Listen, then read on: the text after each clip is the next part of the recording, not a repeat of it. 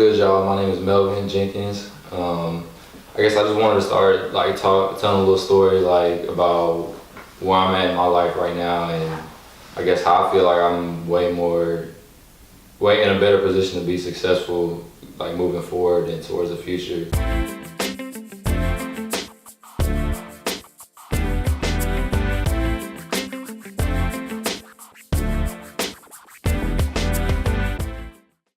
Told this story to a lot of people, but basically in the springtime I was living in these apartments, and I moved in.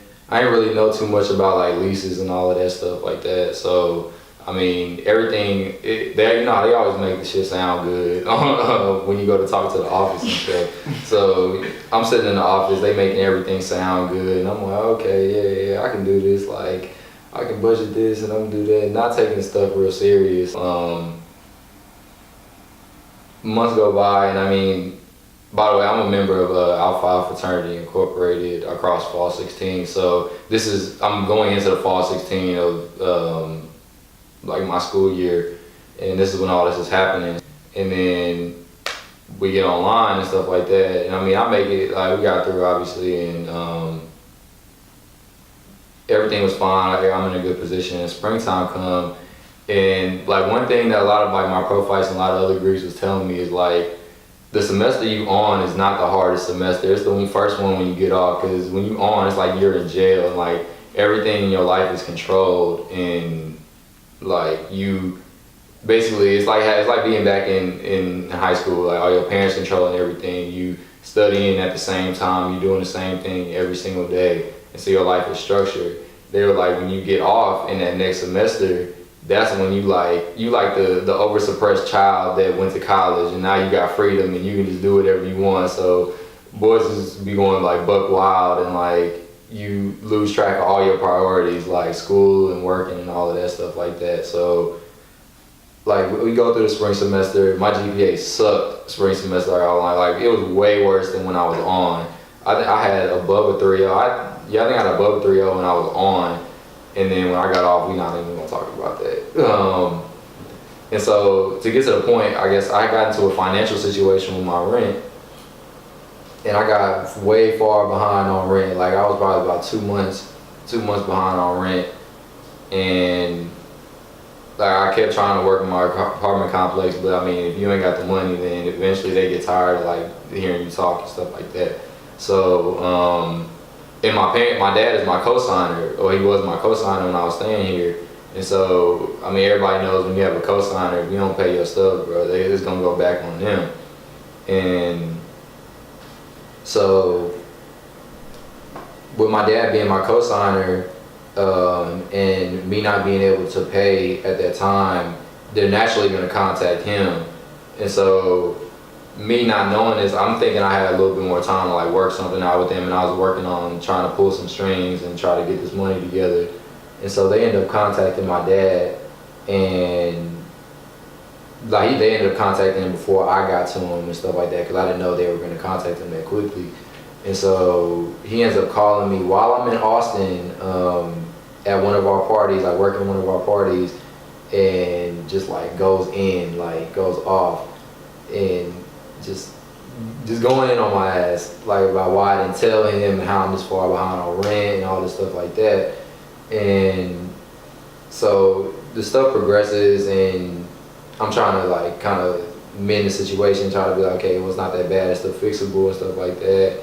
But I'm not really seeing the point. The point was not necessarily the fact that I didn't pay the money, and it wasn't the money situation. It was more the fact that this affected him, and I didn't tell him. I let him find out from somebody else. And so this is happening April. And so it progressed all the way through the summer, and we were going back and forth, disagreeing about the situation and stuff like that. And some more things happened in my life that went bad, that affected them too, and we didn't necessarily talk about it properly. And so I ended up having to move out early, and then me and my dad wasn't speaking for 3 months over through the whole summer. And I mean, if you know me, and if you don't, then I have a Camaro to the 2013 Camaro. That's my baby. I love that car like to death. And my parents bought me that car second semester of my sophomore year, and ever since then I love that car to death. And so they ended up taking that back from me, and that's what really like woke me up. Like I was pretty much without a car for like 2 months, 2 whole months over the summer, trying to find a job because I didn't have my same job no more, no car. And that's when it really hit me. I'm like, damn, what am I gonna do? Like, I'm at my lowest point. I ain't got no job. I got a dog, I got a young dog that I gotta take care of. That's like my son.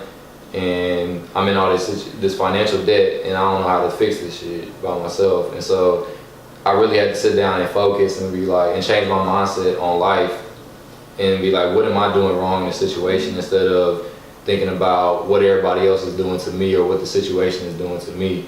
And so it took me a while, but I had to reach out to my parents, my dad and my stepmom, and go over there and have a conversation with them and let them know that I understand where they were coming from, and that it wasn't about the actual situation that I was in financially. It was the fact that I wasn't being straight up and being 100 and telling them what was going on.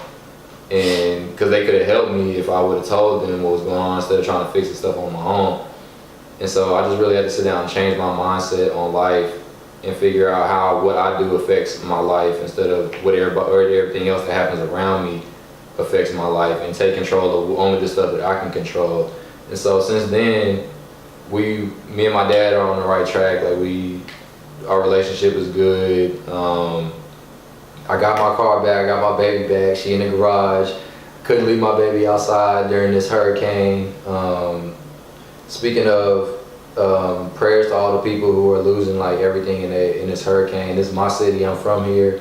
I was born and raised in Alief, Southwest Houston, and so this is near and dear to my heart. And so my heart goes out to all the people that's devastated by this storm. But we're a strong city. We're gonna make it through. We're gonna bounce back. We're gonna be better than ever.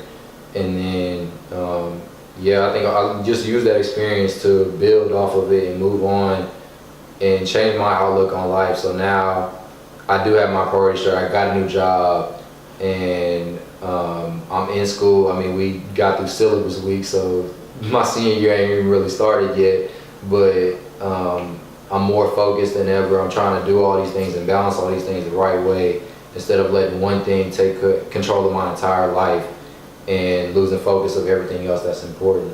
And yeah, that's pretty much it. That's my story. Oh, that's a nice story. And I feel like a TED Talk.